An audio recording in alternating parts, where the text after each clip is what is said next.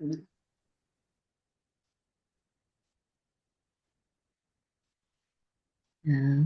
अर्हन्ताणम् नमो सिद्धाणम् नमो आयर्याणम् नमो उवज्झायाणम्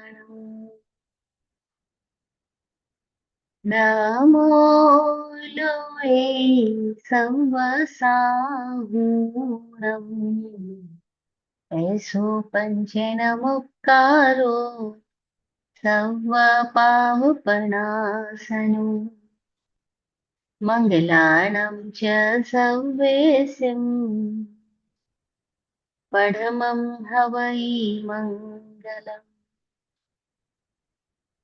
पढमं हवै मङ्गलम्।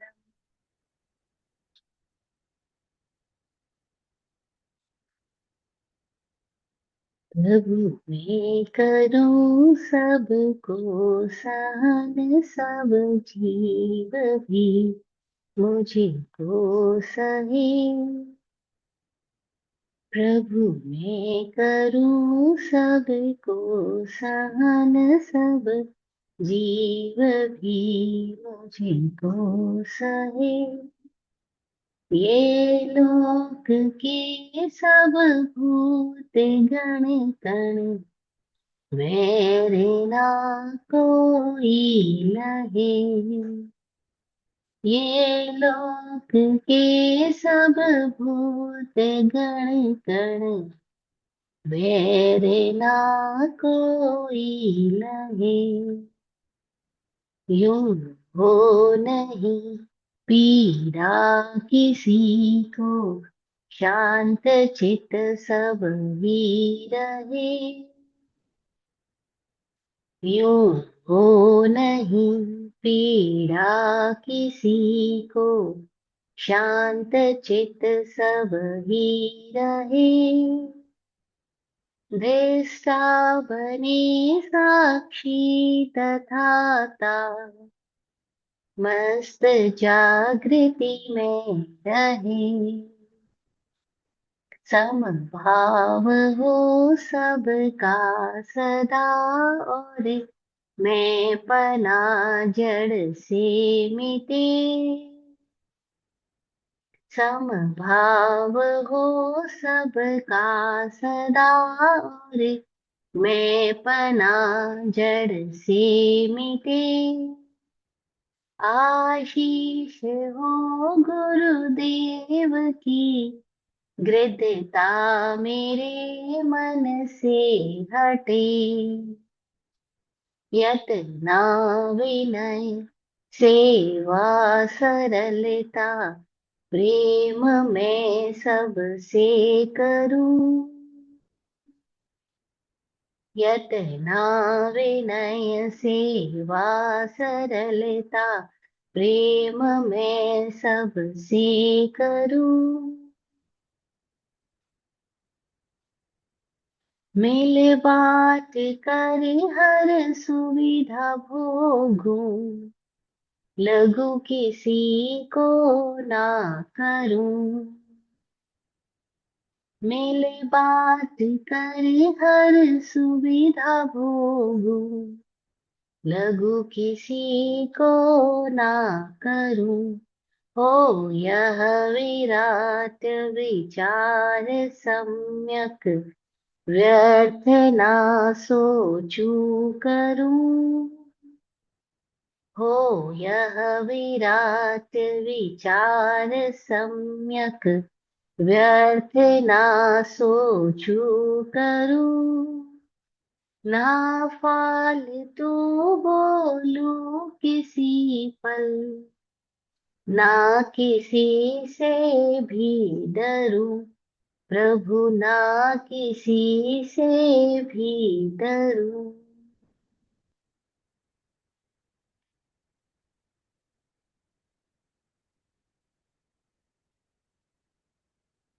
चरम तीर्थंकर समण निर्ग्रंथ भगवान महावीर स्वामी को भावमय वंदन। लोक में मौजूद समस्त भव्य आत्माओं को नमन। चतुर्विद तीर्थ को प्रणाम।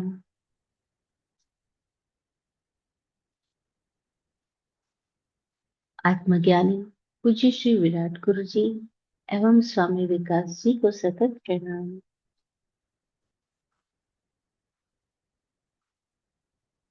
हे सिद्ध परमात्मा, आपकी कृपा से हम सब का सिद्ध स्वरूप उजागर हो रहा है।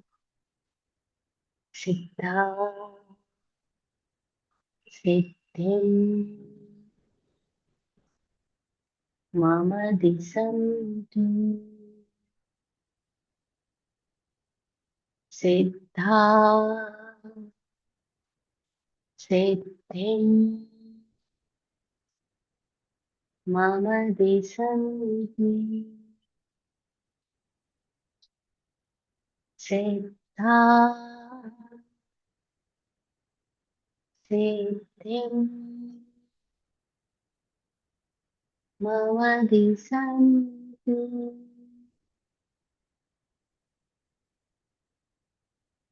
वाचक उमा स्वाति जी की प्रज्ञा को प्रणाम। नॉर्थ कैरोलिना के स्वाध्याय संघ को नमन। जय हो। वाचक उमा स्वाति जी का जन्म भूमि केरला थी और आज हम उनकी जन्म भूमि में हैं, केरला में। और तो उनका हुए तो कई 100 वर्ष बीत गए होंगे। एग्जैक्ट डेट तो नहीं पता, लेकिन समय और स्थान में सब कुछ बदल भी जाता है। एक से लिखा कुछ भी नहीं रहता। फिर भी वाचक उमा स्वाति जी का जो जन्म है वो केरला में हुआ, ऐसा हमारे पास में उल्लेख मिलता है। उन्होंने स्वयं अपनी लिखी हुई टीका में, भाष्य में अपने बारे में जिक्र किया कि वो केरला में पैदा हुए। उमा माता का नाम उमा पिता का नाम और स्वाति उनकी माता का नाम था, और पिता और माता के नाम पे संयुक्त तो उनका नाम उमा स्वाति जी रखा गया। ऐसे ऐसा उल्लेख मिलता है। तो दक्षिण भारत के केरला में बैठ के उमा स्वाति जी को हम स्मृति में ला रहे हैं कि उन्होंने ये तत्वार्था दिनों सूत्र के सूत्रों की रचना की संस्कृत भाषा में। उसके पहले तक जैन सूत्र में लिखे गए थे। जो जैन साहित्य था वो तब तक प्राकृत भाषा में ही था, अर्धमागधी में था। और अर्धमागधी का मतलब या प्राकृत भाषा का मतलब एक पर्टिकुलर लैंग्वेज नहीं है। उसका मतलब बहुत सारी लैंग्वेजेस कनेक्टेड है उसके अंदर, मतलब उसके अंदर बहुत सारी लैंग्वेजेस कंबाइंड है। जैसे अर्धमागधी जो शब्द बोला गया है ना, उसमें अर्धमागधी एक लैंग्वेज है। फिर शौर सैनी है, पैशाची है, अपभ्रंश है, और भी ऐसे कुछ 5-6 भाषाओं का मिश्रण प्राकृत भाषा कहलाता है। तो इस प्राकृत भाषा में जो समाज साहित्य की रचना हुई थी, वो भी एक अद्भुत क्रांति थी। वो क्रांति भगवान महावीर ने की थी, क्योंकि उस समय तक जो बोलते हैं ना, समाज का सभ्य वर्ग, उनकी लैंग्वेज संस्कृत थी। जैसे आज हम इंग्लिश लैंग्वेज को सब जगह देखते हैं कि हर कोई इंग्लिश में बात करता है। तो इंटरनेशनल लैंग्वेजेस इंग्लिश कहलाती है ना। ऑल्दो इंग्लिश बहुत सारे देशों की ओन टंग नहीं है, लेकिन फिर भी इंग्लिश को हम इंटरनेशनल लैंग्वेज की तरह देखते हैं। ऐसी किसी समय में संस्कृत हुआ करती थी। लोग संस्कृत को ऐसे ट्रीट करते थे, और संस्कृत में बात करना उनका, अलीट लोग संस्कृत में बात किया करते थे। और भगवान महावीर ने देखा कि इससे हम संस्कृत भाषा में जब बात करेंगे अगर, तो आम पब्लिक के दिल को नहीं कनेक्ट कर पाएंगे, क्योंकि आम पब्लिक तो अपनी ओन टंग में बात कर रही है। तो यू नो, गुजराती गुजराती में बात कर रहे हैं, राजस्थानी राजस्थानी, मारवाड़ी में बात कर रहे हैं। तो भगवान महावीर ने देखा अगर ऐसा हम करते तो हम एक तो आम जनता से कनेक्ट नहीं हो पाएंगे। फिर संस्कृत में बात करने का दूसरा कारण बड़ा क्या हो गया था कि संस्कृत के शब्द रूढ़ अर्थ वाले हो गए थे। अब जब रूढ़ अर्थ हो जाता है तो उसमें जो चेतना है, वो जो प्राण है, वो खो जाता है। जैसे आज हम देखें तो हिंदी में भी, इंग्लिश में, बहुत सारी चीजों में हम लोग एकदम रूढ़ अर्थ वाला हो गए, हम एक्चुअल अर्थ में नहीं जाते। इवन देन आज तो हम प्राकृत में भी ऐसा हो गया कि भगवान ने जो शब्द बोले, हमने उनके शब्दों का अर्थ कुछ और ही कर दिया, अर्थ घटन कुछ और कर दिया। तो जो एक्चुअल मीनिंग थे वो गायब हो गए। तो ऐसे ही किसी समय में था। तो फिर उनको लगा कि अगर हम संस्कृत में बात करते हैं तो ये जो एक्चुअल इस भाषा में जो प्राणपत्ता थी वो कम हो गई है, खो गई है। लोगों ने अपने अपने अर्थ कुछ और ही निकाल के बैठ गए। और फिर और एक बड़ी बात ये थी कि अगर संस्कृत में बात करें तो पंडित पैदा हो जाएंगे, क्योंकि पंडितों का काम ये था कि संस्कृत भाषा पे एकाधिकार रखना और फिर आम जनता तक वो पहुंचेंगे बीच का मीडिएटर बन करके। और भगवान महावीर या गौतम बुद्ध डिडंट वांट कि कुछ मीडिएटर्स पैदा हो। वो कहते हैं हर एक व्यक्ति में उतना ही क्षमता है, उतनी योग्यता है, तो वो अपने अपने पुरुषार्थ को जगा के अपना मार्ग तय कर सकते हो, है ना। तो क्यों हम बीच में पंडित पुरोहित पैदा करें, क्योंकि कोई और तुम्हारे लिए कुछ कर ही नहीं सकता, करवा भी नहीं सकता, तो मैं खुद को ही करने वाली बात है। ये कोई बाहर की पूजा पाठ तो है नहीं, मंत्र उच्चारण है नहीं कि पंडितों को पैसा दो और वो अकेले यज्ञ हवन करेंगे, जो कि उस समय भी प्रचलन में था, आज भी प्रचलन में है। लेकिन हैरानी की बात है कि आज वो काम साधु संत भी कर रहे हैं। दे बिकम्स मीडिएटर्स, वो पंडित पुरोहित बन गए। और वो जनता को बोलते हैं कि नहीं, हम मंगल पाठ देंगे तुम्हारा भला हो जाएगा। और आम पब्लिक आज पूरे जैन समाज में भी थोड़ा एक सम्मोहन है ही कि महाराज जी से मंगल पाठ सुन लिया तो हमारा काम पूरा हो जाएगा। तो वो फिर वही, क्योंकि मानसिकता वही है। हमारे रिवाज क्यों चलते जाते हैं, क्योंकि मेंटेलिटी चेंज नहीं होती। मेंटेलिटी आज भी वही है कि दूसरा भला कर देंगे हमारा, तो फिर वो दूसरे के पास इस तरह से पहुंचते हैं। 2 दिन पहले की बात है, एक लड़की का फोन आया जो बोलती है कि मैं मेरे को कोई भूत प्रेत बाधा है, और मुझे ऐसा लगता है कि कोई मुझे है जो तंग कर रहा है। मैंने बोला कैसे तंग कर रहा है, तो बोले मैं मोबाइल देखती, मोबाइल नहीं देखने देता। अब बहुत सारे ऐसे उसने बातें बताई। मैंने कहा सब मन के बहम है, कोई ऐसा भला कोई कैसे करेगा, और तुमको ऐसा कुछ, ऐसी क्या प्रॉब्लम हो सकती है। और प्रॉब्लम जो तुम बता रही हो वो कोई प्रॉब्लम ही नहीं है। तो वो कहती है कि नहीं आप नहीं समझते हो, मैं आपके पास ले आई क्योंकि मैं जैन धर्म के पास आई हूँ। तो अगर मैं आपके पास ले आई क्योंकि मैं जैन धर्म के पास आई हूँ, अगर आप मेरे को ठीक नहीं करोगे तो फिर मेरे जैन धर्म में मैं नहीं आऊंगी। मैंने कहा तू मेरे पास आई, अगर जैन धर्म के पास है तू आई नहीं है, क्योंकि जैन धर्म तो ये कहता ही नहीं कि कोई और बाधा दे रहा है। जैन धर्म तो ये कहता नहीं, मैं सदा निर्दोष है। तो तू जैन धर्म का नाम क्यों लेती है, जैन धर्म को ऐसे क्यों बोलती है कि मैं उसके पास आई, तो जैन धर्म को समझने के लिए प्रयास तो कर। जैन धर्म कहता है भाई आप ही करता हो, भगवान महावीर ने मना करते देवताओं की सहायता लेने के लिए कि नहीं नहीं, मैं खुद अपने लिए रास्ता खोजूंगा। तू खुद कर सकती है, और तू इस भ्रम से बाहर आके कोई तेरे को इस तरीके से कोई बाधा कोई दे भी रहा है कि मुझे कहीं दुर्गंध आती है, कहीं इस जगह जाती हूँ, तो मैंने कहा दुर्गंध आना क्या गलत बात है, जब सुगंध हमारा नाक ले सकता है तो दुर्गंध भी तो ले सकता है। और ना तो नाक का काम है, वो जो सुगंध लेगा वो दुर्गंध फैलेगा, तो दुर्गंध आती से बुरा क्या हो गया। लेकिन हम प्रैक्टिकल होना नहीं चाहते ना, हम सब अपनी अपनी धारणाओं में भ्रमों में जीते हैं। स्वामी जी अक्सर कहते हैं कि जब बीमारी झूठी होती है तो इलाज भी झूठा होता है। बीमारी सच्ची है तो उसका सच्चा इलाज भी किया जा सकता है, झूठी बीमारी का सच्चा इलाज भला कैसे किया जाएगा। तो अब मैं जब उसको बोली कि भगवान ने कहा कि दूसरा कोई करता नहीं है, आप ही अपने कारण हो, और आप बाकी सब निमित्त होते हैं, और हम खुद को ठीक करके ठीक कर सकते हैं। तो कहते ऊंची ऊंची बातें मत करो, मुझे बड़ी बड़ी बातें नहीं चाहिए। अब इतनी हंसी आई मुझे कि एकदम नॉर्मल सी बात जो भगवान महावीर ने हम सबको एकदम इजीली बताई, और हम इजीली एक्सेप्ट कर सकते हैं। इसमें कहीं कोई बीच में पंडित पुरोहित मीडियम की जरूरत ही नहीं कि कोई और करता है या कोई और देवी देवता है। वो कह रहे भाई तुम हो, सबसे बड़ी शक्ति तुम्हारे जीवन की तुम स्वयं हो। लेकिन हम स्वयं ही उस बात को एक्सेप्ट करने के लिए रेडी नहीं होते, और ऐसी बातों को सुन के कहते बड़ी बड़ी बातें हो गई। तो फिर कैसे कोई आदमी समझेगा, है ना। तो जब ये बात आती है कि हम खुद ही कर खुद ही अपने आश्रम का कारण है, खुद ही बंधन का कारण है, खुद ही मुक्ति का भी। तो हमें ये बात इतनी बड़ी बड़ी लगती है कि अरे बहुत बड़ी कोई शास्त्रों की बात कर रहे हैं, अरे बिल्कुल प्रैक्टिकल बात कर रहे हैं कि जो कुछ हम है उसके हम जिम्मेदार है। अगर हम असाता वेदन कर रहे हैं तो भी हम हैं जिम्मेदार, साता वेदन कर रहे हैं तो भी हम हैं जिम्मेदार। अगर हम स्ट्रेस में हैं, तो भी हम जिम्मेदार है, हम खुश हैं तो भी हम जिम्मेदार हैं। लेकिन हम इस बात के लिए बिल्कुल रेडी नहीं होते, अपनी जिम्मेदारी खुद लेने से बचना। जैसे कि हमारी वो क्या बोलते हैं, खून में एक रगों में एक आदत पड़ जाती है, ऐसे हमारा एक पैटर्न बन चुका है कि हम अपनी जिम्मेदारी खुद लेने के लिए रेडी नहीं होना चाहते। और ज्ञानी लोग बार बार जो समण धर्म है, समण दर्शन है, वो ये कहता है अरे भाई तुम ही तुम्हारे करता हो, तुम ही भोगता हो, तुम ही हो जो आश्रम संवर निर्जरा मोक्ष, सारे तत्व तुम ही हो। तुम्हारे ही रूप है, मतलब ये हमारे ही भीतर की स्थितियां हैं, लेकिन हम अपनी ही अवस्थाओं को देखने के लिए अपने ही तरीके से, मतलब बिना किसी सम्मोहन के, बिना किसी बीच में दूसरे को लाए, खुद खुद को देखने के लिए तैयार हो जाए, बहुत बड़ी बात है। मतलब एकदम आसान है, लेकिन हमारे लिए कठिन हो गई, क्योंकि हमें आदत ही पड़ चुकी है ना लगातार दूसरों को ही देखने की, दूसरों पे ही ढालने की, दूसरों पे ही। वो लड़की बोली अपने पापा से, पापा मैं शादी क्यों करूं? बोले क्यों, क्या हुआ बेटा? अरे पापा मैं इतनी पढ़ी लिखी हूँ, मैं पैसा बनाती हूँ, मैं मेरी बैंक में इतनी बड़ी जॉब है, और मैं अपना फ्लैट खरीद चुकी हूँ, अपना कार ड्राइव करती हूँ, मेरे को सब कुछ तो करना आता है, मुझे शादी करने की क्या जरूरत?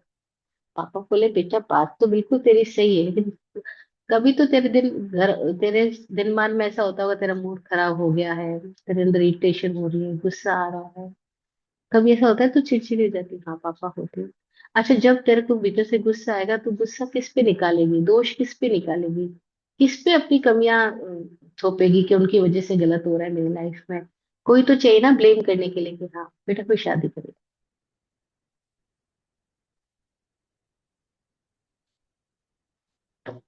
What is the role of husband?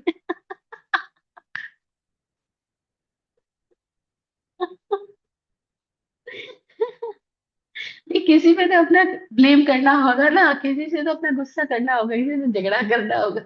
तो तू निकालेगी किस पे? तू सारी अच्छे है तुझ में, लेकिन तेरे में अगर कोई बुराई दिख गई तो उस बुराई का कोई तो कारण बनना ना। तो उस बुराई का कारण तेरा पति रहेगा, इसलिए तू शादी कर ले। तो बहुत ही मजेदार जोक है ये। तो हम सब ऐसे ही है, हम सब अच्छाई का कारण तो खुद को मना लेते हैं और बुराई का कारण किसी और को मना लेते हैं। तो तत्वा सूत्र के छठे अध्याय में हम चलते हैं। इसका नाम है आश्रम विज्ञान। ये आश्रम के हम 13वें सूत्र की चर्चा कर रहे हैं। पिछले सत्रों में हमने 12 सूत्र की चर्चा कर चुके। 12वें सूत्र में हमने असाता वेदनीय कर्म बंधन का कारण समझा था, कि कैसे हम असाता में जाते हैं दुख की वजह से, शोक, ताप, आक्रंदन, वध परिदेवनानि, आत्म परो उभय स्थानानि असद्विद्यस्य।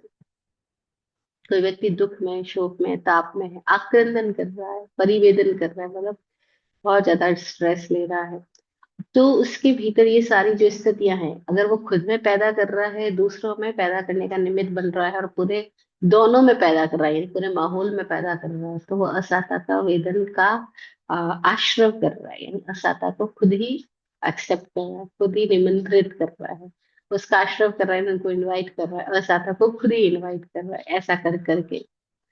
अब ऐसा करना हम देखते हैं तो बड़ी कॉमन सी बात है, चारों हम ऐसे देख सकते हैं, और जो लोग स्ट्रेस में हैं, दूसरे को स्ट्रेस में डालने की कोशिश कर रहे होते हैं, चारों ओर माहौल में ऐसी हिंसा भड़का रहे होते हैं, माहौल के अंदर ही वो स्वार्थ, लालच, इन सबको पैदा कर रहे होते हैं, अपने माहौल के अंदर इन सब चीजों को लगातार अपनी ही वाणी से, अपने वचनों से, अपने मन से, अपने शरीर से, वो सब इन चीजों में ही रत रहते हैं। तो वो लगातार क्या कर रहे हैं, वो खुद असाता में जी, अब उनके भीतर सुख शांति नहीं है, चैन नहीं है, बेचैनी रहेगी, क्योंकि वो जिस भांति जी रहे उस भांति वो असाता को ही उपजा रहे, असाता को जनरेट कर रहे हैं। अब साता को कैसे जनरेट किया जाता है? तो आज हमने बहुत सुंदर एक प्रार्थना स्टार्टिंग में अचानक याद आ गई, जो पूज्य विराट गुरु जी की ये बनाया हुआ कुछ मंत्र है, उनमें से ये आत्म मंत्र है, यानी खुद के लिए ये साधना है, जो हमने स्टार्टिंग में गाई कि प्रभु मैं करूँ सबको सहन, सब जीव भी मुझको सहन, खामी में सब जीवा कमंत। तो 13वां सूत्र कहता है कि भूत वृत्त्यनुकंपा दानम, सराग संयमादि योग, शांति, शौच मिति सद्विद्यस्य। कि सत साता वेद्य के ये 6 कारण है। भूत अनुकंपा, व्रति अनुकंपा। भूत अनुकंपा पे हमने लास्ट सेशन में बात की थी। फिर है सेकंड व्रति अनुकंपा, भूत वृत्ति अनुकंपा, दानम, तीसरा बताया दान, चौथा बताया सराग संयम आदि योग, सराग संयम आदि 4 कारण। फिर शांति, पांचवा कारण बताया शांति, और छठा कारण बताया शौच, ये 6 कारणों से जीव सत वेद्यस्य, सत की साता की वेदना का आश्रय करता है। अब ये गजब बात है, इतना इतनी कह सकते हैं सूक्ष्मतम व्याख्या या वैज्ञानिक व्याख्या और कहीं मिलना मुश्किल है, जहाँ ये कहा जा रहा है कि असाता ही आश्रम नहीं है, साता भी आश्रम है। मतलब दुख ही आश्रम नहीं है, सुख भी आश्रम है। पाप ही आश्रम नहीं है, पुण्य भी आश्रम है। अशुभ दशाओं में जीना ही आश्रम नहीं है, शुभ दशाओं में जीना भी आश्रम है। यानी कि एज वेल, जैसे अशुभ को पाप है वैसे शुभ भी पाप है, क्योंकि दोनों ही आश्रम है। दोनों ही आपको इस आप संसार, मतलब आप अपने लिए भव चक्र में ही है। दोनों के साथ, दोनों के साथ में आप संसार में ही हैं, दोनों के साथ में आपके भीतर बाहर जो चल रहा है वो कैसे कहेंगे, पानी में बुलबुले फूट रहे हैं। तो ऐसे हमारे भीतर बुलबुला ही रहेगा, दोनों में, असत में भी और सत में भी। फर्क इतना है कि असत अच्छा नहीं लगता है, सत अच्छा लगता है। बस इतना ही फर्क है। साता मतलब अनुकूलता लगती है, असाता मतलब प्रतिकूलता लगती है। और हम में से कोई भी प्रतिकूलता नहीं चाहता। आचारांग सूत्र में एक बहुत प्यारा सूत्र आता है कि सव्वे जीवा सुह साया दुख पड़िकुला अप्रिय वहा प्रिय जीविनो जीवी कामा। ये आचार्य का एक सूत्र है, वो कहता है कि सव्वे जीवा सुख साया, सभी जीव सुख साता चाहते हैं। दुख पड़िकुला, दुख सबको प्रतिकूल लगता है, दुख कोई नहीं चाहता। अप्रिय वहा, किसी को भी वध प्रिय नहीं है, मारा जाना प्रिय नहीं है, अप्रिय वहा। प्रिय जीविनो, जीवन प्रिय है। जीवियो कामा, जीवन की कामना से भरे हुए सब लोग, लस्ट फॉर लिविंग, हर कोई जीना चाहता है, जीवेशना है सबके भीतर। ये हम सबकी मनोवैज्ञानिक स्थिति है, जिसको आचार्य सूत्र में प्रदर्शित किया गया है कि भाई ऐसा सभी जीव के भीतर है ही। हम में से कोई भी प्राणी दुख नहीं चाहता, पर हम ये नहीं जानते कि हम दुख नहीं चाहते और सुख चाहते हैं। और जब सुख चाहते हैं तो दुख उसके पीछे छाया के घर आ जाता है। दुख कोई नहीं चाहता, चाहते सब सुख है। लेकिन सुखों के साथ साथ दुख ऐसे ही आता है, जैसे सिक्का उठाए, कॉइन उठाए और हम बोले नहीं, कॉइन का बस एक पहलू आना चाहिए, दूसरा पहलू ना आए। अब ये कैसे पॉसिबल है?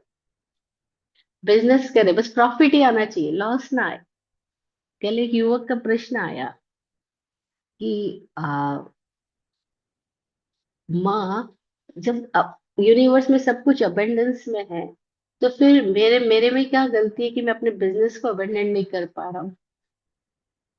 मैं चाहता हूँ मेरा बिजनेस भी ऐसा हो कि जहां बस अबेंडेंस, प्रॉफिट ही प्रॉफिट होता हो, है ना, हर कोई यही चाहता है। तो बोल रहा है मेरा कहाँ, मैं कहाँ रॉन्गली चल रहा हूँ कि मैं अबेंडेंस को अभी नहीं ग्रहण कर पा रहा हूँ या फील कर पा रहा हूँ। अब इतनी मजेदार बातें हैं, स्वामी जी से बात की। स्वामी जी बोलते सिंपल है, अबेंडेंस तो अबेंडेंस में ही आ सकता है ना। भाई आप अबेंडेंस को अट्रैक्ट करना चाहते हो, लेकिन अबेंडेंस अट्रैक्ट कहाँ होगा? विराट सीमित में कैसे समाएगा? विराट तो विराट में ही आ सकता है। और हम कहाँ सीमित होते हैं? हम बिजनेस करना चाहते हैं, लेकिन हम रिस्क नहीं लेना चाहते। और जो व्यक्ति रिस्क लेने के लिए तैयार नहीं है, वो व्यक्ति प्रॉफिट के लिए लायक कैसे हो सकता है? स्वामी जी अपना एक्सपीरियंस शेयर करते हुए बोलते हैं कि जब वो कभी बिजनेस किया करते थे, कहते थे मेरा हर बिजनेस में मैं सबसे पहले ये देखता था कि इसमें लॉस क्या क्या हो सकता है। फिर उस लॉस को बियर करने की मेरे में पावर है, तो मैं इसको आगे बढ़ जाऊंगा बस। और मैं लॉस सहन कर सकता हूँ तो मैं आगे बढ़ सकता हूँ, मैं चैलेंज ले सकता हूँ तो मैं आगे बढ़ सकता हूँ। और मैं आगे बढ़ते ही चला जाता था, क्योंकि मैं चैलेंज ले सकता हूँ। और हमारे साथ दिक्कत क्या है, हम सब चाहते हैं सुख मिल जाए, लेकिन हम दुखों का चैलेंज लेना नहीं चाहते। और इस तरह से हम जहां भी चाह करते हैं, बस वही दो चीजें पैदा होती है, हर चाह के साथ दो चीजें पैदा होगी। चाह पूरी हो गई तो सुख आएगा, पूरी नहीं हुई तो दुख आएगा। और ज्ञानी कहते हैं मुक्ति का मतलब है अचाह हो जाना। फिर न असाता न साता, न अशुभ न शुभ, न पुण्य न पाप। मुक्ति का मतलब है दोनों ही कहीं नहीं होना, दोनों का अभाव हो जाना। और दोनों का अभाव होने का तरीका क्या है? दोनों का अभाव होने का तरीका ये कि दोनों को एक समान रूप से स्वीकार कर लेना। क्योंकि जैसे ही हम स्वीकार कर लेते हैं, वैसे हम उससे मुक्त हो जाते हैं। लेकिन हम सुखों को स्वीकार करते हैं, दुखों को रिजेक्ट करते हैं। असाता रिजेक्ट है, साता स्वीकार है।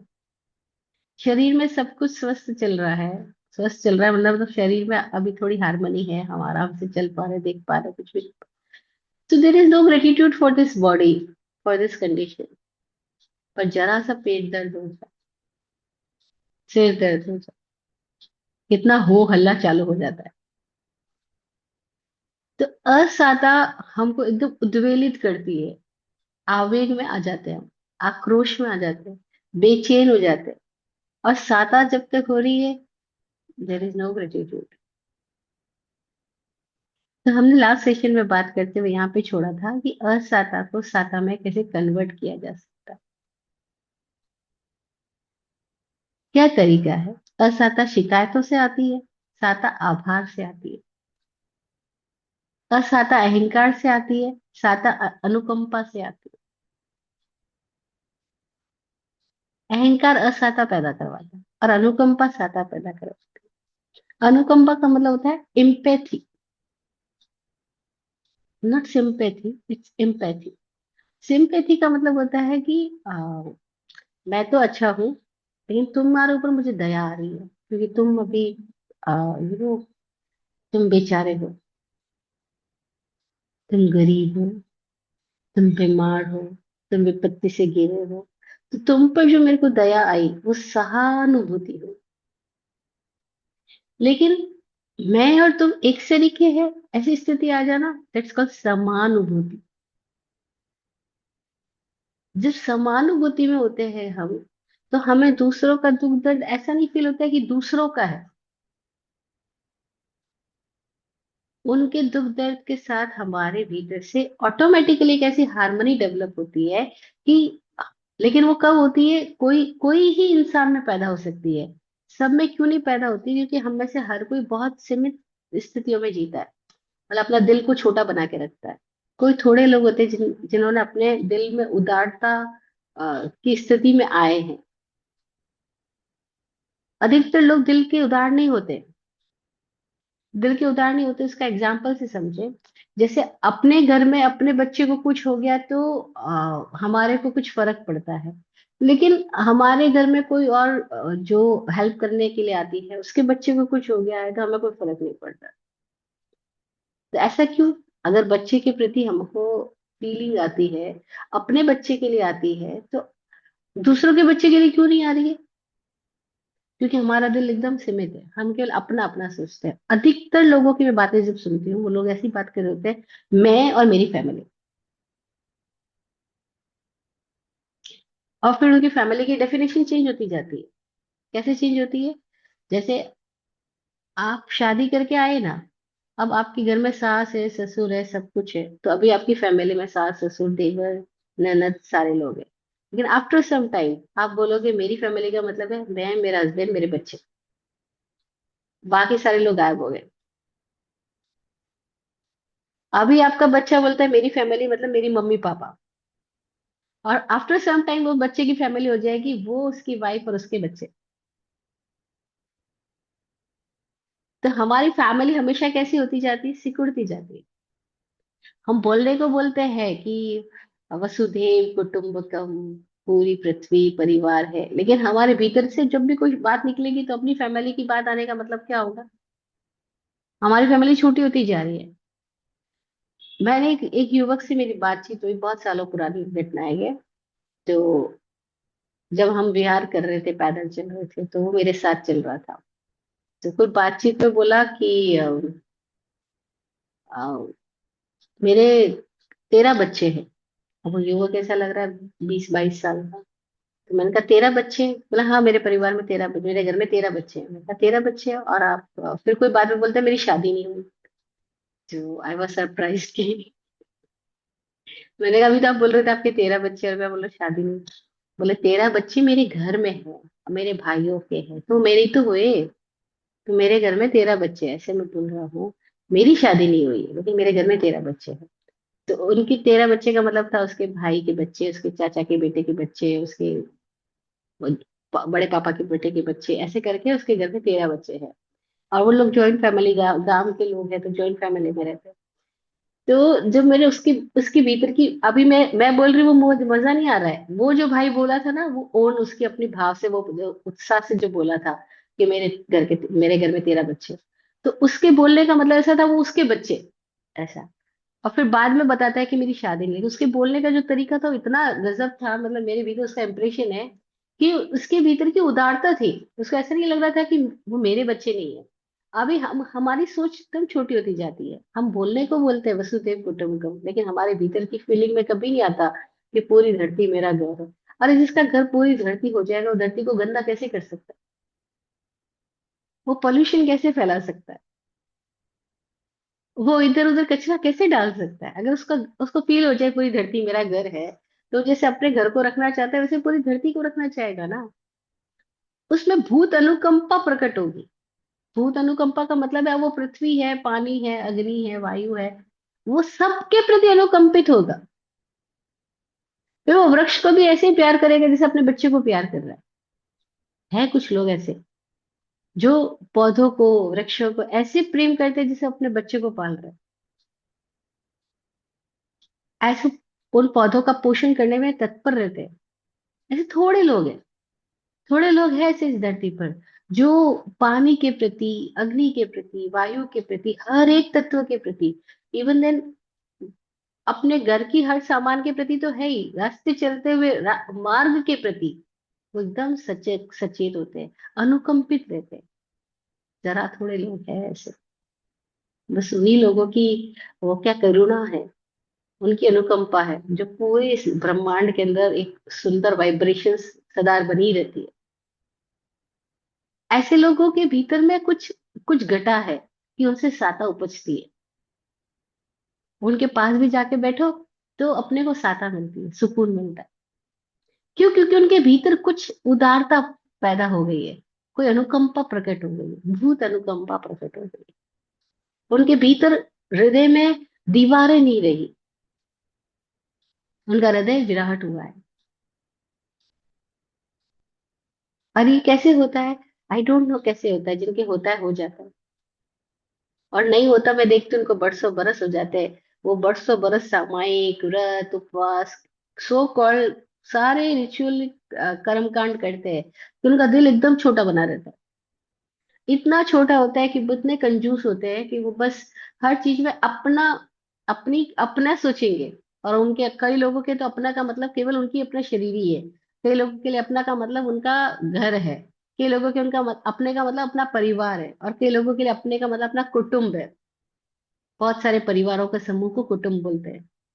और कई लोगों के लिए अपने का मतलब अपनी जाति है, अपना, अपने गांव वाले हैं, अपने मोहल्ले वाले हैं, अपनी सोसाइटी वाले हैं। उनके लिए अपने का, सबका अपने का मतलब अलग अलग है।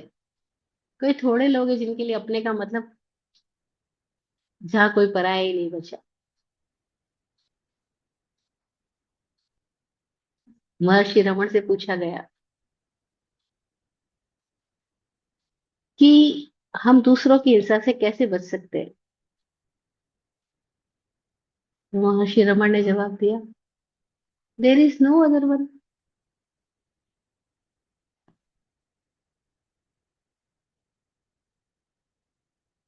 यहाँ कोई दूसरा ही नहीं है। हिंसा अहिंसा की बात कैसे कर सकते हैं? कहते हैं जहाँ कोई दूसरा है ही नहीं।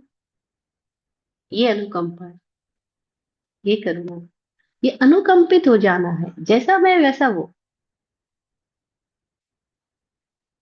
जैसा मुझे सुख प्रिय है उसको भी सुख प्रिय है। ये बात इंटेलेक्चुअल नहीं है अब उसके लिए, उनके लिए ये बात अस्तित्वगत है। अभी हमारे लिए ये बात इंटेलेक्चुअल है।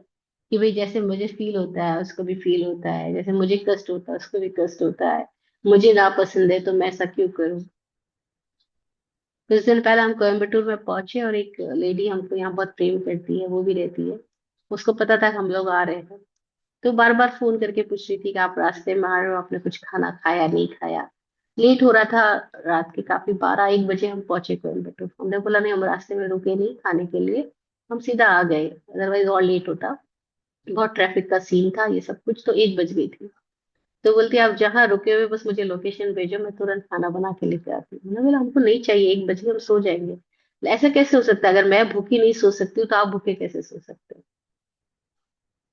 हम 4-5 लोग साथ है, वो सबके लिए पराठे बना के ले रात को 1 बजे भी। बोलते अगर मुझे नींद नहीं आएगी भूख में तो आप लोगों को कैसे, हमने आपको कोई फर्क नहीं पड़ेगा। बोले नहीं नहीं, ऐसा नहीं हो सकता। अब वो जो उसके भीतर का प्रेम है ना, ये अनुकंपा है। अब ये उसके भीतर में क्या भावना है, ये मेरे गुरु लोग हैं, श्रद्धेय लोग हैं, है ना, सब साधक लोग हैं। तो ये व्रति अनुकंपा हो। भूत अनुकंपा के बाद व्रति अनुकंपा। व्रति अनुकंपा का मतलब क्या है, हम व्रतधारी के प्रति, हम साधकों के प्रति एक अलग ही तरह के प्रेम से भरे होते हैं कि नहीं, हम कैसे इनको साता पहुंचा सके, कैसे इनकी व्रत साधना में हम सहयोगी बन सके। जैसे भी हम जब साध्वी आते हैं अपने घरों में, तो हमारे भीतर होता है कि घर में जो श्रेष्ठ है और जो इनको उपयोगी हो वो सब इनके पास पहुंच जाए। तो मैंने देखा है लोगों को अपने घरों में, अपने बच्चों को वो जो चीजें शायद खाने को ना दे, वो सब साधु साधुओं के पात्र में बहराने के लिए इतने उत्फुल्लित होते हैं, प्रफुल्लित होते हैं कि बस इनको बहरा दो। पहले जमाने में, आज तो उतनी वो स्थिति नहीं रही, पहले कुछ वर्षों पहले तक लोगों के घरों में दूध इतना कॉमन नहीं था, मिठाई कॉमन नहीं थी, मेवा मिष्ठान इतने कॉमन नहीं थे। लेकिन मगर महाराज साहब भिक्षा के लिए आए हैं, तो वो चाहते थे कि महाराज साहब के पात्र में दूध चला जाए चाहे मेरे बच्चे को ना पीने को मिले, महाराज साहब के पात्र में मेवा मिष्ठान चला जाए चाहे और किसी को मिले ना मिले।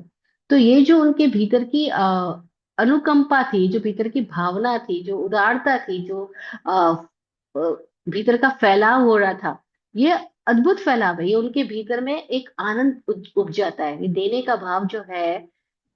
तीसरा अर्थ है भूत अनुकंपा, वृत्ति अनुकंपा और दानम। ये जो दान भीतर से आता है कि मैं कैसे भी करके इनको साता पहुंचा दूं, ये उनके भीतर में साता पहुंचाने का भाव उनको खुद को साता पैदा करवा देता है, साता का आश्रय कराता है। मतलब साता आती है, क्यों आती है साता, क्योंकि वो सातामय भावों से साता उपजा रहे होते हैं। वो दुख से नहीं दे रहे हैं, वो सुख से दे रहे हैं। क्योंकि वो सुख से दे रहे हैं तो सुख ही पैदा कर रहे हैं, सुख को ही आकर्षित कर रहे हैं। क्योंकि वो सुख से सेवा कर रहे हैं, तो उनके भीतर सुख से सेवा करने की वजह से सुख ही आकर्षित होकर के आ रहा है। तो साता का आश्रय हो रहा है, दान से साता का आश्रय हो रहा है, व्रति अनुकंपा से साता का आश्रय हो रहा है, भूत अनुकंपा से साता का आश्रय हो रहा है। ये सूत्र कह रहा है भूत वृत्ति अनुकंपा दानम, भूत अनुकंपा वृत्ति अनुकंपा और दानम से साता का आश्रय होता है।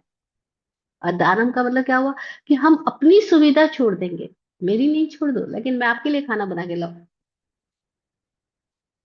कितनी अद्भुत बात है।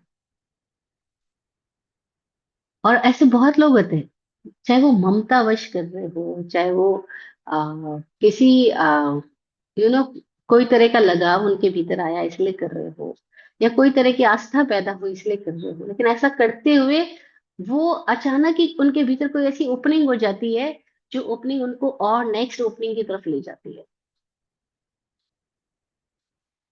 हम देखे हमारे पास पुराण इतिहास में इतनी सारी कहानियां भरी है, जहाँ कितने सारे जीवों ने दान दे करके सम्यक्त्व की प्राप्ति करी। हम भगवान महावीर के जो जन्मों की कहानियां हमारे किताबों में मिलती है, ऋषभदेव भगवान के जन्मों की कहानियां, सुबाहु कुमार की कहानियां, ये सारी कहानियां बताती है कि इन्होंने किसी किसी जन्म में कोई पर्टिकुलर उनके भीतर में ऐसी भावना पैदा हुई।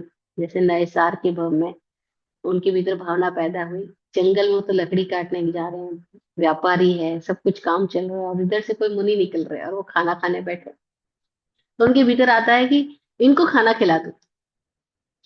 तो वो अपना खाना उनको दे देते हैं, बजाय खुद खाने के। उनको मुनि की तपस्या, मुनि की साधना, मुनि की चर्या देख के एक अलग ही अ, आकर्षण पैदा होता है। और वो अपना भोजन उनको खिलाते हैं, मुनिराज को, और उनके पास हाथ जोड़ के बैठ जाते हैं।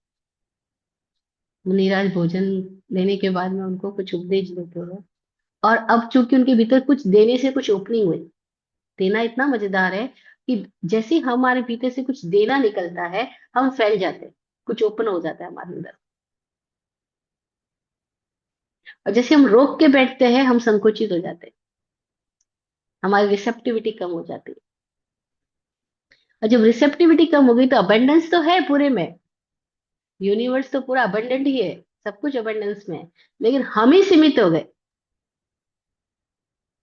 तो पात्र छोटा हो गया, पात्र सिकुड़ गया, पात्र क्लोज हो गया, तो अब मिलेगा कैसे? तो सब लोग बहुत पाना चाहते हैं, लेकिन बहुत फैले हुए नहीं है, उदार ही नहीं है।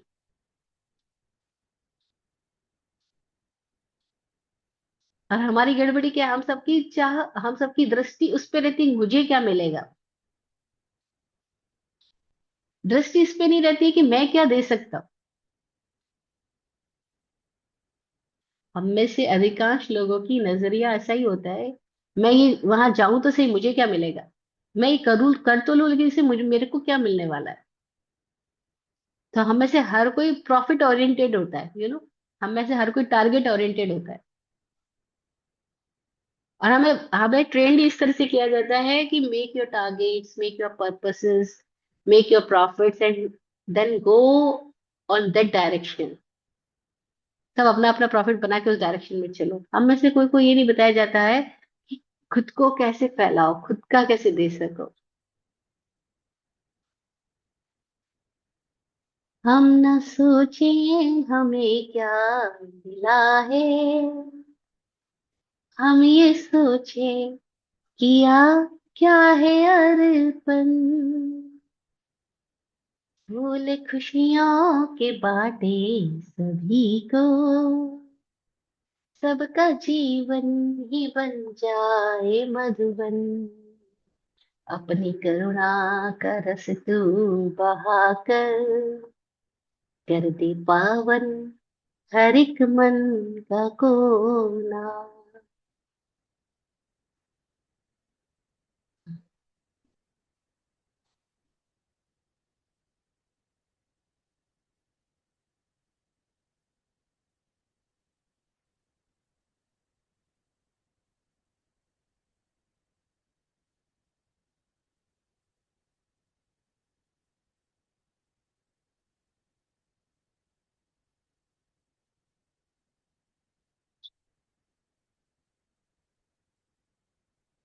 तो ये जो भीतर से उदारता आती है कि हम ना सोचे हमें क्या मिला है, हम ये सोचे किया क्या है अर्पण। हम क्या दे पा रहे हैं, हम क्या अर्पित कर पा रहे हैं।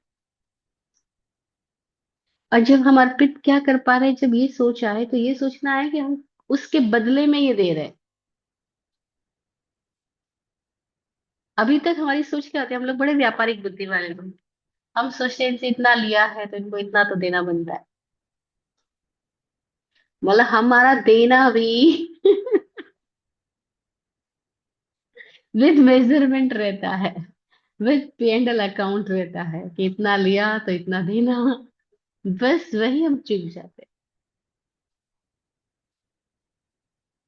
ये व्यापारिक सोच हो गई। वहां देना फिर देना नहीं हुआ, वहां देना बिजनेस करना हुआ। वहां देना आदान प्रदान करना हुआ, जो ले रहे और दे रहे हैं। गिव एंड टेक रिलेशनशिप है ये। गिव एंड टेक रिलेशनशिप में देना दान नहीं है। वो दान ही नहीं, वो तो फिर बिजनेस है, सौदागिरी है, व्यापार करना है। जहाँ गिव गिव एंड टेक है, कि लिया है इसलिए देना है, नहीं। देना दान कब साता वेदनीय है, दान कब साता है? जब कोई इतना साता में है, इतना आनंदित है कि उससे उदारता हो गई, ऑटोमेटिकली उससे दिया गया, दिया जा रहा है। अब वो देना उसकी बुद्धि से नहीं आ रहा, वो देना उसके हृदय के प्रेम से आ रहा है। हृदय का प्रेम इतना विराट हो गया। बहुत प्यारा एग्जाम्पल आता है, हमने ओशो के प्रवचनों में सुना है, जगह जगह संत राबिया का जिक्र आता है। एक फकीर महिला हुई जिसका नाम था राबिया।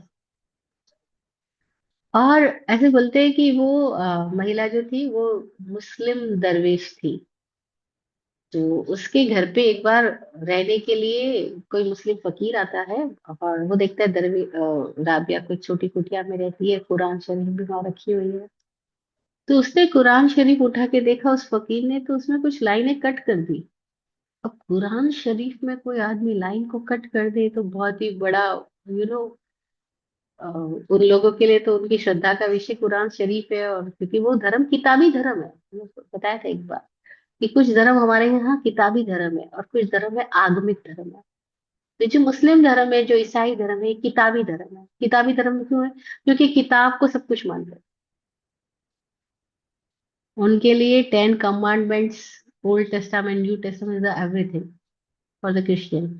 फॉर द मुस्लिम्स, उनके लिए कुरान शरीफ इज द लास्ट। बस उसके आगे उनकी कुछ बात ही नहीं है, बस वही उनके अंदर जो भरा है, बस वही उनके लिए सब कुछ है। तो उसके अंदर किसी लाइन को कट कर दिया। तो फकीर ने उससे पूछा, राबिया से, महिला से, कि मुझे बात समझ में नहीं आई कि तुमने कुरान शरीफ की लाइन को कैसे काट दिया। और उस महिला के प्रति उसको आस्था थी, श्रद्धा थी, क्योंकि उसके भीतर ऐसा एहसास था कि वो महिला जो है वो अ, रूहानी नूर से भर चुकी है, उसके भीतर तो प्रकट हो चुका है कुछ, तो उसको उसके प्रति एक अलग ही भरोसा था। तो उन उससे सवाल किया उसने, ऐसा आपने कैसे कर दिया? तो राबिया मुस्कुराती हुई बोलती है कि उसमें लिखा हुआ है कि अपने दुश्मनों से नफरत करो। तो जब कोई दुश्मन ही नहीं बचा तो नफरत कैसे हो सकती? या अपने दुश्मनों को माफ कर दो सपोज, तो जब कोई दुश्मन ही नहीं बचा तो माफ कैसे किया जा सकता है?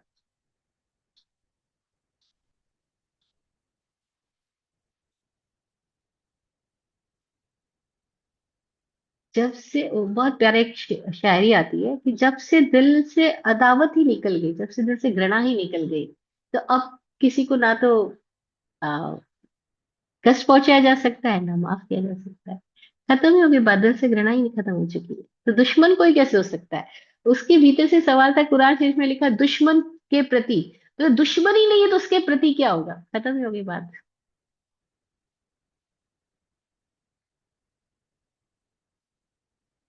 दुश्मन ही खत्म हो चुका, ये उसको दान बोला कि जब कोई पराया ही खत्म हो गया, जब कोई सीमा ही खत्म हो गई, जब कोई दुश्मन ही खत्म हो गया, भीतर से ऐसी स्थिति आ जाना।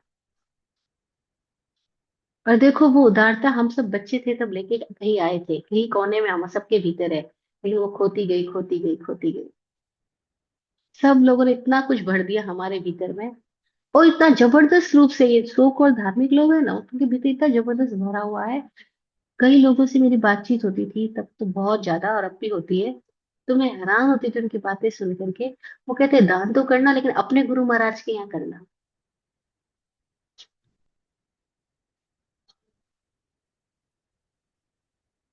वो दान नहीं हुआ, वो तो सशर्त प्रदान, आदान प्रदान हो गया, कंडीशनल, कंडीशनड हो गया। वहां अनुकंपा भी नहीं, वहां अहंकार है। अपने गुरु महाराज के प्रति क्यों करना? क्योंकि अहंकार है। वहां पर हमको आदर सम्मान मिलता है, और वो आदर सम्मान पाने के लिए, अपनी संस्था में अपना नाम पाने के लिए, अपने गुरु महाराज के वहां प्रवचन सभा में आगे जाके बैठने के लिए, फूल माला, वो क्या गले में शॉल माला डालते हैं उसके लिए, वो दान कर रहे हैं। दैट्स नॉट दान, वो विज्ञापन है, एडवर्टाइजमेंट है। दान तो वो है कि पता भी ना चले और हो गया।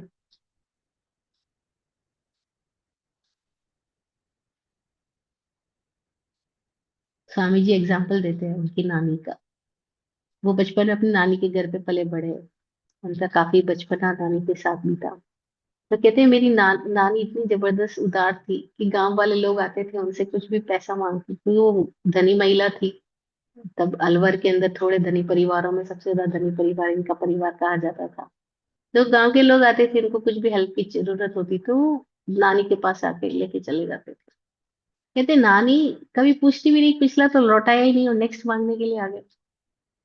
वो ये भी नहीं कहती, वो कहते आया है तो जरूरत होगी तो बस दे देती थी चुपके से। और दे दिया, उसके बाद में एक पल के लिए उसका कोई विचार नहीं, कोई बात नहीं, खत्म हो गई बात। तो कहते नानी जिंदगी भर देती गई देती गई देती गई। जब नानी की मृत्यु हुई तो सारी बहुओं ने सोचा, घर में बहुत सारी बहुएं, उनकी नानी के काफी संतान थी, तो सबने सोचा कि नानी के कमरे में जो बड़ा सा संदूक रखा हुआ है, उसके अंदर कुछ भरा हुआ होगा, क्योंकि नानी पूरी जिंदगी देती गई है।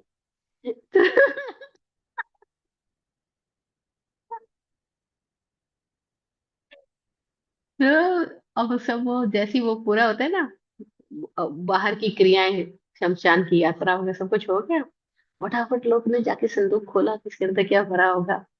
वो देखा संदूक पूरा खाली पड़ा। वो सब लुटा के गई। और स्वामी जी अक्सर वो भी हमेशा लुटाते रहते हैं, मैंने स्वामी जी जैसा उदार व्यक्ति अभी तक तो शायद नहीं देखा। वो हर दिन जितना भी आया, कहते हैं कि देखो मौत किसी भी क्षण आ जाती है, और मौत किसी भी क्षण आने उसने हमारे अकाउंट में पैसे देख ले तो गड़बड़ हो जाएगी, इसलिए जैसे ही पैसे आते हैं मैं सब उड़ा देता हूँ। वो ऑलवेज उड़ा देते हैं। वो सोचते नहीं, कल के लिए नहीं सोचते। आज किसी को लगे जरूरत पड़ी, उन्होंने अपना सब पूरा अकाउंट खाली करके दे दिया। तुम्हें जरूरत है, फिर तुम मेरे फ्रेंड हो ना, ले जाओ। मेरे को भी तो ऐसी अस्तित्व दे रहा है, मैं थोड़ी कहीं कुछ कमा रहा हूँ, ऐसे ही आते ऐसे ही जाते बस। वो हमेशा इस तरह से कल को फिक्र किए बिना उड़ाते जाते हैं। वो देते हैं उनके भीतर से, क्योंकि उनके भीतर से देने की सिवा कोई सोच ही नहीं आती। अब ये जो भीतर घटना कोई घट गई है कि बस देना ही निकलता है, लेने का सोच ही नहीं निकलता। वो कहते हैं नानी का बड़ा प्रभाव रहा मेरे ऊपर। मैंने उस नानी से सीखा बचपन से कि कैसे बस लुटाती जाती थी। वो कभी हिसाब किताब नहीं रखती, बस लुटाना जानती थी। तो बस वो प्रभाव है मेरे भीतर। और मैं भी देखती हूँ कितनी, मैं हैरान हूँ कि मैं तो बहुत अमीरों के बीच में रही हूँ, बहुत बहुत करोड़पतियों के बंगलों में रहना हुआ। मैंने लोगों को देखा, समाज में वो इतना दान कर रहे हैं, लेकिन उसी सामाजिक संस्था यानी उसी मंदिर या स्थानक में जो कर्मचारी काम कर रहे हैं, उनको वेतन देने में वो आनाकानी कर रहे हैं। उनका वेतन कम करते जाना चाहते हैं वो। तो मेरे भीतर से आया, नहीं नहीं, यू नो, रेस्पेक्ट ही खत्म हो जाता है, क्योंकि हम देखते हैं कि यार ये दिखता तो ऐसा है और करता ऐसा है। खत्म। और ऐसे हजारों लोगों को देखा है जो समाज में कुछ और ही दिखा रहे होते हैं, लेकिन जब उनके रियल लाइफ में देखते हैं तो टोटली डिफरेंट। ये क्या बता रहा है, हमारे चेहरे अलग अलग है, और ये असता का कारण है। और दान सता का कारण है। दान, दान होना इतनी जबरदस्त बात है, क्योंकि देने के साथ रिसेप्टिविटी आ जाती है। जैसे हम देते हैं हमारे भीतर कुछ खाली होता है, और अस्तित्व कभी खाली रखता ही नहीं है, वो तुरंत भर देता है। तालाब में से हमने पानी निकाला, कुएं से पानी निकाला, क्या हुआ, पानी कम हुआ? वापस उसी जगह पे दूसरा पानी आ जाता है। वहां खाली रखा ही नहीं जाता, अस्तित्व सदा भर देता है। तो रिसेप्टिविटी आती है देने से। जैसे हम खाली होने लगते हैं, वैसे हम कोई और चीज के लिए भरने लगते हैं, कोई और चीज के लिए पात्र बन जाते हैं। क्यों नैसार के जीव को कहते हैं, महावीर के जीव को नैसार के भाव में ज्ञान की प्राप्ति? क्योंकि उसके भीतर से उदारता आई, वो देने की भावना है, अनुकंपा पैदा है। जैसे उसने अपना अपना कुछ दिया, वो उसका था, क्योंकि वो खाना खाने बैठा था, उसका खाना, भूख लगी, उसके लिए खाना तैयार होके आया हुआ था घर से। वो खाना खा रहा है, वो अपनी कौर अपने में नहीं डाल करके मुनि के पात्र में डाल रहा है। उस समय के लिए चाहे वो छोटा सा ही उसका अधिकार क्षेत्र की वो वस्तु थी, फिर उसने जो प्रेम से उस अधिकार वस्तु को समर्पण कर दिया, वो समर्पण ने उसके भीतर कुछ कुछ रिसेप्टिविटी ले आया। और अब मुनि का जो कृपा, जो आशीर्वाद, जो वचन, जो प्रेम, जो मुनि का आभा मंडल, वो उसके भीतर प्रवेश कर पाया। देने के साथ ही हमारे भीतर कुछ ऐसी स्थिति आती है। स्वामी जी अक्सर कहते हैं ट्रांसमीटर तो चारों ओर चालू ही है, एक भी क्षण ऐसा नहीं जब ट्रांसमिट नहीं हो रहा है। सिद्धों की कृपा, हम बोलते हैं अरहंतों की कृपा, गुरु की कृपा। वो बोलते कृपा कभी खत्म थोड़ी हो रही है, कृपा तो बरस ही रही है। ट्रांसमिशन ऑलवेज चालू है, रिसेप्टिव पॉइंट्स जो है वो ऑलवेज चालू नहीं है। सबकी रिसेप्टिविटी अलग अलग है। और हम कहीं भी बैठ के रिसेप्टिव हो जाए तो वो ट्रांसमिशन तो हर वक्त हो रहा है। हम वही उसकी करुणा से भर भर जाएंगे। दानम, साता आश्रम, साता का आश्रम करा था। साता सबको प्रिय है, असाता किसी को प्रिय नहीं। तो हम असाता से साता में आ जाए, फिर दोनों से निरपेक्ष होकर मुक्त हो जाए। और दोनों से निरपेक्षता इतनी अद्भुत घटना है कि जैसे ही कोई निरपेक्ष होता है, वैसे ही उसके भीतर में मुक्ति का अनुभव होता है। उसी क्षण मुक्ति का अनुभव होता है। मुक्ति भविष्य में नहीं होती। हम लोग सोचते हैं मोक्ष किसी दिन होगा, किसी जन्म में होगा। ये सारी धारणा ही गलत है। जो हमारी रॉन्ग अंडरस्टैंडिंग कहेंगे, सूत्रों की गलत व्याख्याओं की वजह से हमारे दिमाग में बचपन से डाल दी गई है। मुक्ति का मतलब है इस क्षण ये अनुभूति हो जाएगी, इसी क्षण हम मुक्त हो जाएंगे, जब साता असाता दोनों से निरपेक्ष हो जाएंगे, इसी क्षण। क्योंकि मुक्ति क्षण का स्वभाव है। क्षण के बाहर की घटना नहीं, वो क्षण का ही स्वभाव।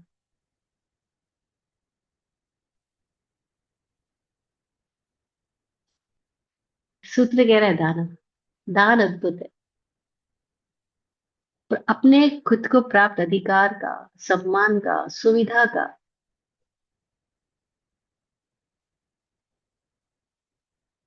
मिल बांट कर हर सुविधा भोगू, लगू किसी को ना करूं। किसी को छोटा नहीं बनाना। छोटा बना के दिया गया दान दान नहीं, वो तो अहंकार का पोषण हो गया। और हमेशा कर कोई जब किसी को दे रहा होता है, तो ऐसा लगने लगता है कि मैं बड़ा हूं और सामने वाला छोटा है, दीन है, इसलिए उसको दे रहा हूं। छोटा बना के दिया गया दान दान नहीं, वो तो अहंकार हो जाएगा। कुछ पाने की लालसा में दिया गया दान दान नहीं है, वो तो भविष्य का बिजनेस हो गया। लॉन्ग लॉन्ग ग्रीड हो गई। एक साधु महात्मा प्रवचन कर रहे थे लोगों को दान के बारे में। देखो, दान दोगे तो पुण्य मिलेगा, दान दोगे तो स्वर्ग मिलेगा, दान दोगे तो उच्च गति मिलेगी। तो बाकी सारे लोग तो हाँ हाँ हाँ हाँ कर रहे थे। पर कोई एक मेरे जैसा खोपड़ी युवक भी वहां बैठा हुआ था। तो उसने फिर प्रवचन में पूछ लिया महाराज जी से, महाराज जी एक बात बताओ, हम यहाँ पे बिजनेस करते हैं, इसलिए इन्वेस्टमेंट करते हैं कि ये इन्वेस्टमेंट करेंगे तो हमारे बिजनेस में ये प्रॉफिटेबिलिटी रहेगी, ये प्रॉफिट मिलेगा, वो प्रॉफिट। हम यहाँ प्रॉफिट पाने के लिए इन्वेस्ट कर रहे होते हैं। हम तो छोटे मोटे बिजनेस करने वाले हो गए, आप तो बड़े बड़े बिजनेस कर रहे हो। आप कह रहे हो यहाँ दोगे आगे मिलेगा, तो अभी हमसे इन्वेस्टमेंट ही करा रहे हो ना, और बिजनेस ही करा रहे हो। और आप हमारे लालच को छोटे की वजह और ज्यादा एक्सपेंड कर रहे हो, बड़ा कर रहे हो कि हमें अगले जन्म में देवलोक मिले, स्वर्ग मिले, इसलिए हम दें। हमको अगले जन्म में मोक्ष मिले, इसके लिए हम दें। तो ऐसा नहीं, आप हमारे लालच को और लंबा कर रहे हो और बढ़ा रहे हो। महाराज जी सक पका गए, बोले ऐसे तो कभी किसी ने क्वेश्चन ही नहीं किया। क्योंकि बचपन से वो भी इसी लैंग्वेज में ट्रेंड हुए कि दोगे तो मिलेगा, यहाँ दोगे वहां मिलेगा। पूर्व जन्म में किया, मिला, अब करो, फिर पाओगे। आज गफलत के बीच रहे तो भाई कल बहुत पछताओगे। हमारा सब लोग ऐसी ऐसी बातें बताते हैं कि भाई पूर्व जन्म में किया इसलिए आज मिला है, आज करोगे तो फिर अगले जन्म में मिलेगा। अरे भाई, ये फिर श्रृंखला कब खत्म होगी? हम हमेशा आगे का ही सोचते हुए जीते जाएंगे क्या? पर इसी को आश्रम कहा गया है। आश्रम का मतलब ही आगे का सोच के जीते जाना। तभी तो ओपन गेट है, भविष्य बनता जाएगा। आश्रम ही नहीं होवे वो कब संभव है? कि जब हमारा दान किसी भी हेतु से ना हो,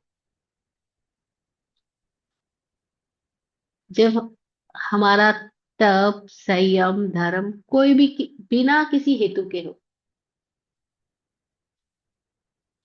कुछ पाने के लिए ना हो। तब वो संवर है, तब वो मुक्ति है।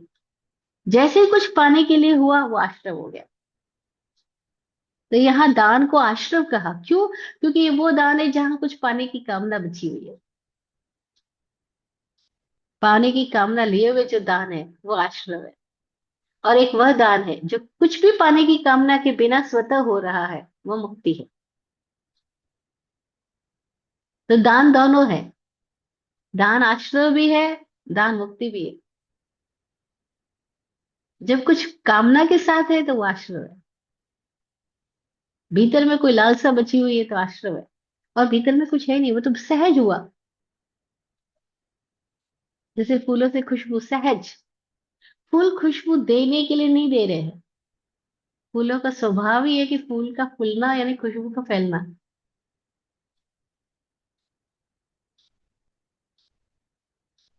हर कुसुम का पवन से यह अनलिखा अनुबंध, सुगंध को सौंपू बिना यदि मैं जरूं सौगंध।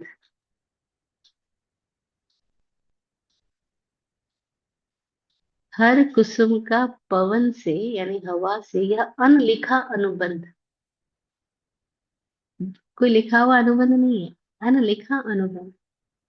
यदि सुरभि को सौंपे बिना जरूं सौगंध।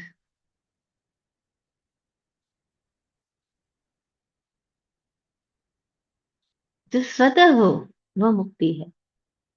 जो इंटेलेक्चुअली सोच के किया जा रहा है वह आश्रम है। और जहां भी कुछ हम फल की इच्छा से कर रहे हैं। कल मैंने एक बहुत प्यारा सूत्र सुना उपनिषदों का। उपनिषद में एक सूत्र आता है कि कृपणा फल हेतवा। कि वो लोग कंजूस है जो फल के हेतु से कुछ कर रहे हैं।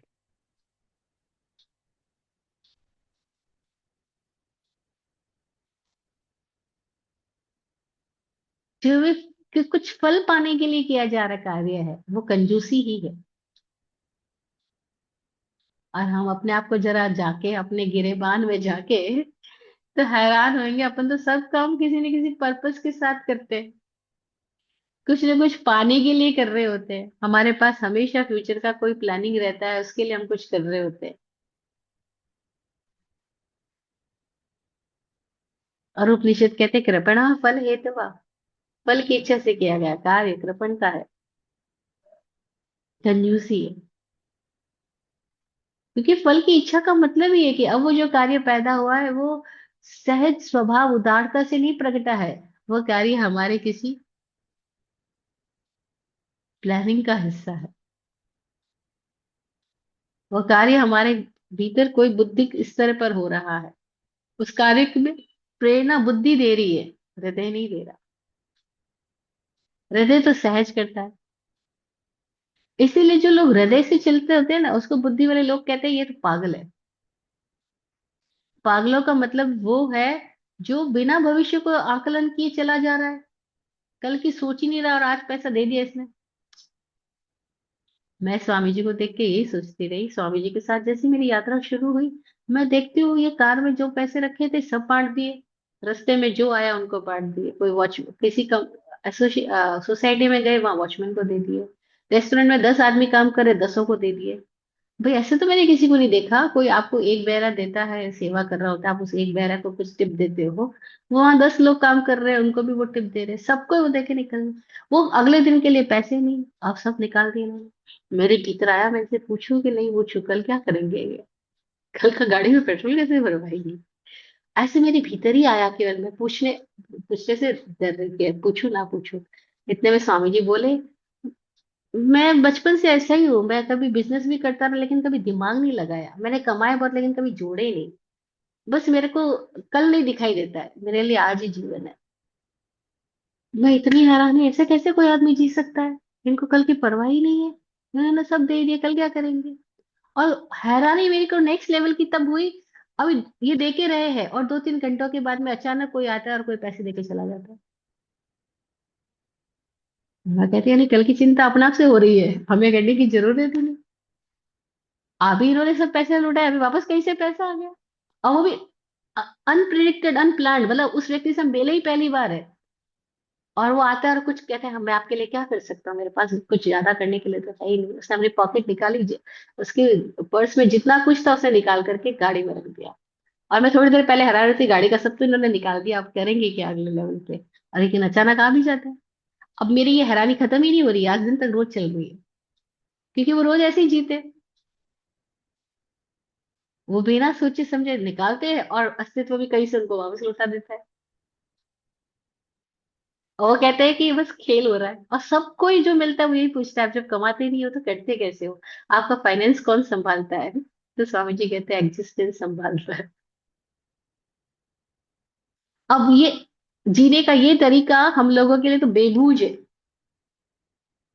बिल्कुल बेबूझ है, क्योंकि हम सबको बचपन से यही गणित सिखाई गई है। और गणित में यही सिखाया गया है कि तुम जोड़ो, अगर घटाना भी हो तो नेक्स्ट जोड़ने के लिए घटाना,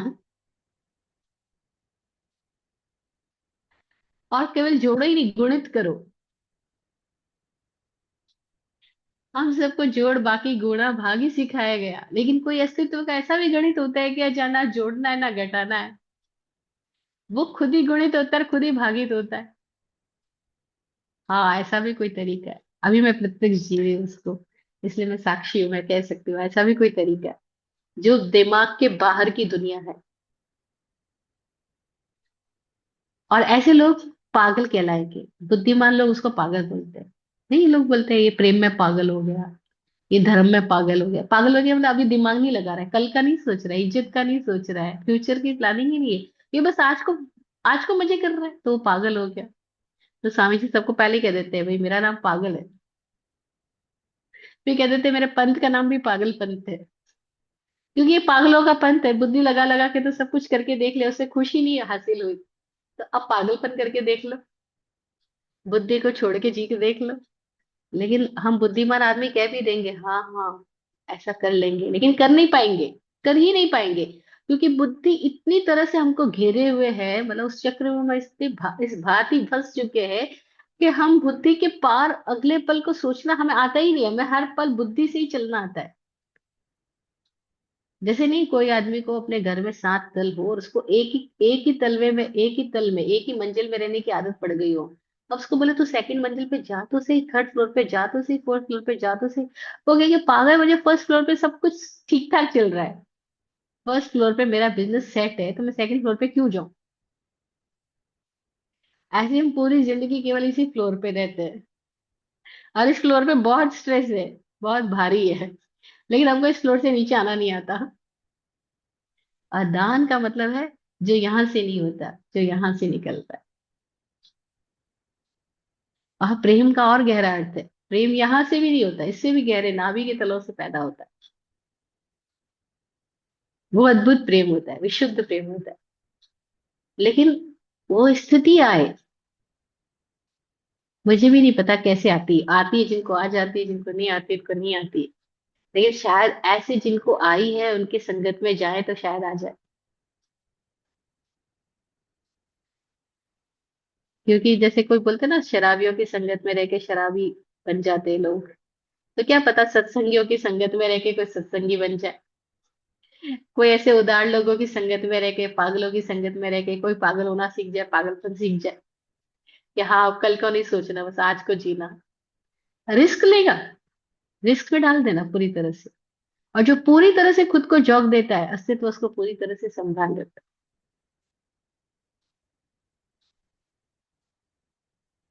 ऑटोमेटिकली वो पूरे यूनिवर्स के साथ अबंडेंस में आ जाता है। बड़ा मजा आता है। दान कैसे हमारी जीवन शैली हो जाए, कैसे हमारी प्रार्थना हो जाए कि हम ना सोचे हमें क्या मिला है, हम ये सोचे किया क्या है। तो दान को आश्रम बताया है। अगर वो कुछ अ, जरा भी लालच बचा है तो आश्रम है, और वो शुद्ध प्रेम से प्रकट हुआ है तो मुक्ति है। फिर अगला पॉइंट बता रहे इसी सूत्र के अंदर, वो है सराग संयम।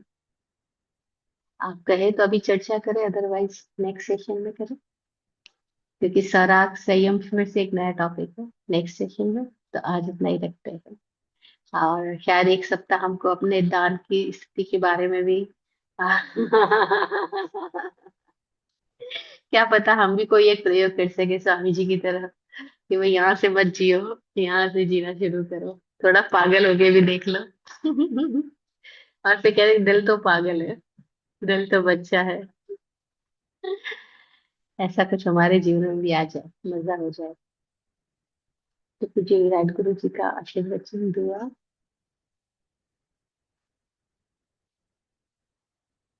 आप फूलो फलो हो जिंदगी मखमल मुलायम। आप फूलो फलो हो जिंदगी मखमल मुलायम।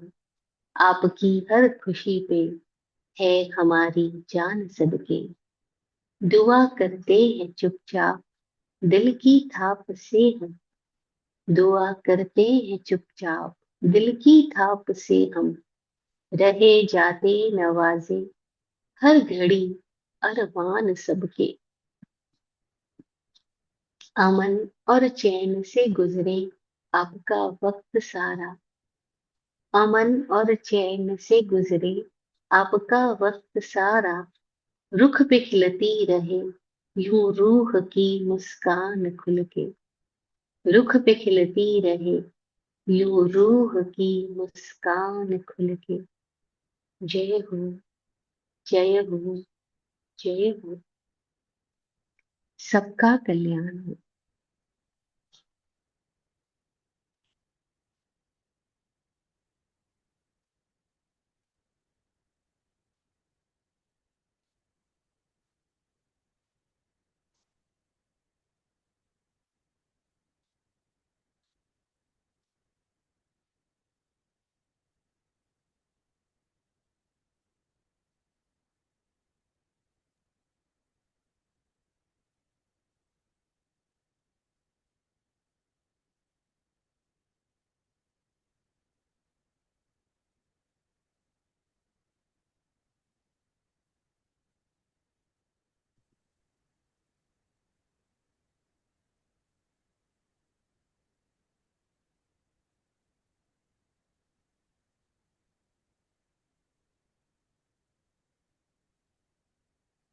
ओम शांति। ओम शांति।